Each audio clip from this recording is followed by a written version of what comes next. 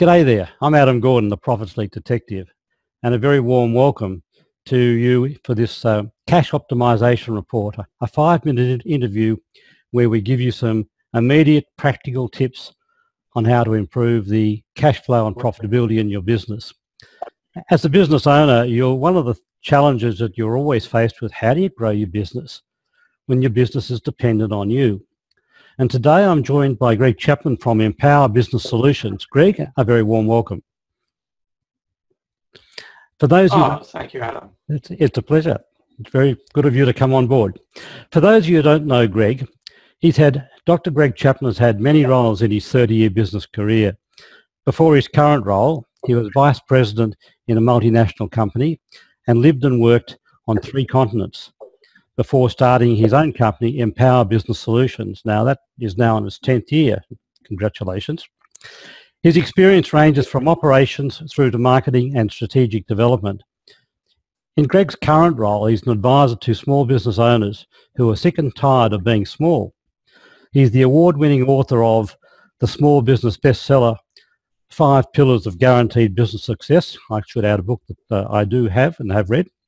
He's also publisher of the Australian Small Business blog. His latest book, Married to the Business, Honey, I Love You, But Our Business Sucks, like that. And that book is available in all good bookstores. After advising hundreds of small business owners, Greg says if there's one thing he's learnt from his client, it is while money can't buy you love, happiness is a positive cash flow. Yes, and I have had many clients over the years who would agree with you entirely. And so the other age-old question we get, my accountant tells me we're making a profit, but where's the money? Anyway, Greg's going to answer some questions on making your business run without you. And the rules are simple. We've basically got around 5 minutes. I don't police the 5 minutes very hard, Greg, but try and keep it short for our viewers. And if you're ready, we'll get going. Yeah, I'm ready. Okay. Fire away. The first question then. We often hear about problems that cause small business failure, but it's not all beer and skittles as a business grows. What are some of the problems faced by owners of a growing business? We tend to see, after an accelerated growth spurt during the adolescence phase of a business life cycle, there is a decline in the growth rate. And the problem is that the owners get so busy, it's a struggle to take on more business. The owner is working longer hours, and we start to see cracks in the system as stresses and strains start to reveal themselves and they start dropping balls. The owners usually work longer hours than anyone else in the business and often take home less pay. And this is the reason we see businesses plateau. And they reach a point where they can't handle any more business. They're so busy and they have no time to work on the business because they're trying to fix up the problems and service their existing clients. Greg, I have seen that so often over the years, yeah. And I think the solution is I just work harder and harder and longer and get more and more stressed. So as victims of their own success, how do owners react to these problems?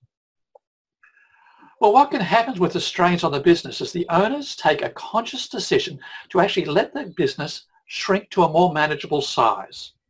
They realise they can't provide the level of service they feel they should when they're so busy, so they tend to wind it back a little to get a bit of work-life balance back and aim for quality rather than quantity. I've seen that. I had one client when I met them who had about 80 employees.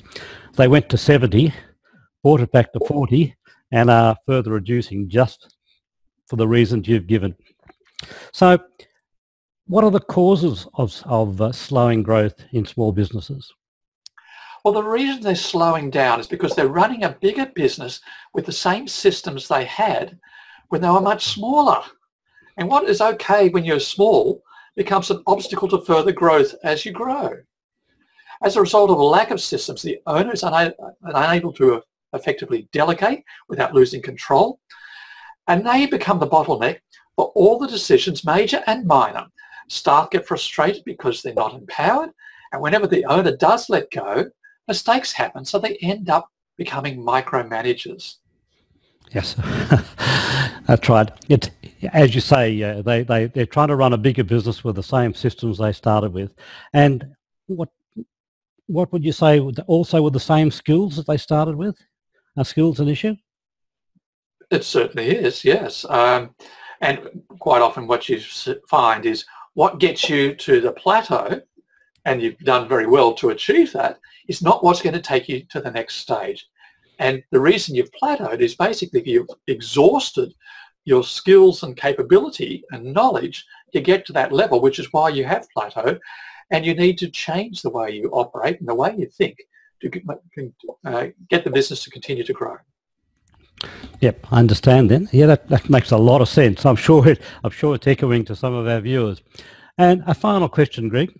What are some of the strategies that business owners can use to make their businesses less dependent on themselves?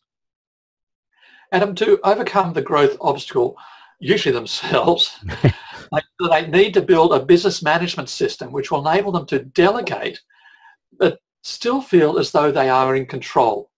This means that everyone in the business understands their roles, their responsibilities, and what a good job looks like. At the same time, the owner is able to know what's going on through a reporting system. And I like to use the analogy of the pilots in a jumbo jet. The jumbo jet has millions of parts, many more than most businesses. So when the guy in seat 57D can't fully recline, you don't see the pilots rushing down the aisle with a screwdriver in his hand, which is what happens in most small businesses. Yes. The cabin crew takes care of it. In fact, the pilot might never know of the problem. Instead, the pilots are focused on getting the plane to its final destination safely. Their primary job.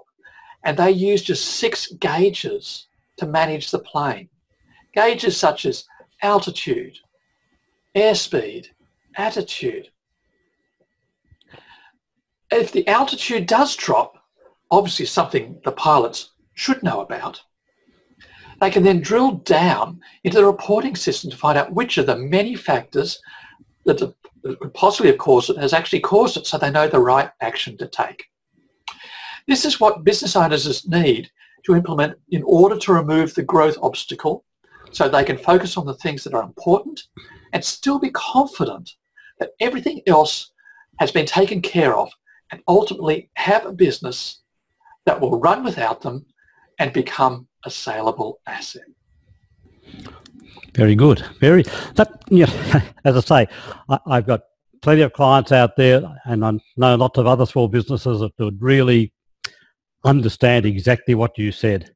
So that those final points, I think that they'll really take those on board. So some excellent points, Greg. Where can people go to get more information and resources? Okay, my website is www.empowersolutions, E-M-P-O-W-E-R solutions.com.au. And if they go there, they can actually get a preview of my book, The 5 Pillars of Guaranteed Business Success. And I also offer a free mission statements made easy tool that people can download. So you can download the tool and create a mission statement for your business, and then you can print it off and frame it and put it on your wall. So you know why you're working the long hours, the crazy hours, and why your boss is an idiot. Yes, when the boss is yourself, exactly. Greg, that's excellent. Thank you very much for that. I'm sure our viewers are going to find that very, very useful. Thank you. Thank you very much, Adam. Bye.